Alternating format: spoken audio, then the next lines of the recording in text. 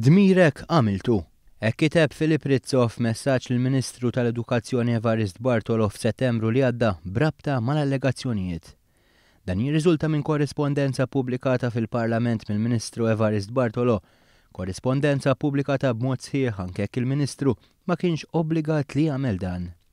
Tispikka email fl-10 ta' Settembru 2016, 10 tim wara li ġie ordnat li jsir rapport lill-Pulizija fejn Rizzo jikteb lill-Ministru li l-pass li ttieħdu wara li kien hemm evidenza tangibbli u għall-pass li huwa se jiġi ġudikat fuqu.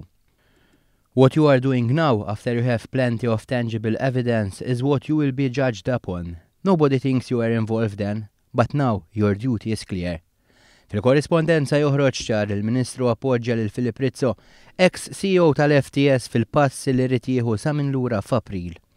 Jispikka SMS tal-Ministru lil Rizzo fejn jagħmilha ċara li ħadd m'għandu jkun barra mir-regoli tal-governanza tajba u li l-affarijiet iridu jiġu indirizzati b'mod effettiv u strutturat. F'messaġġ ieħor, il-Ministru Bartolo jgħid ukoll li ħadd ma jgawdi minn immunità anke dawk li ilhom jaħdmu miegħu snin. F'Ġunju, meta nqalgħu numru ta' suspetti min-naħa ta' Rizzo, l-Ministru Bartolo jagħmilha ċara mhux aċċettabbli li xi ħadd jaħdem mingħajr każ tal-proċeduri ta' kif il-flus pubbliċi jintefqu.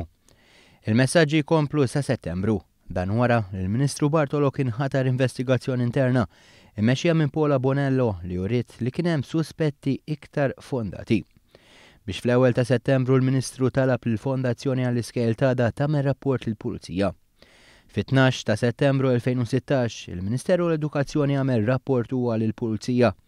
Rizzo li dak iż-żmien kien għadu CEO tal-FTS għamel rapport tiegħu ftit wara u xarejn qabel ma der l-ewwel rapport fil-midja.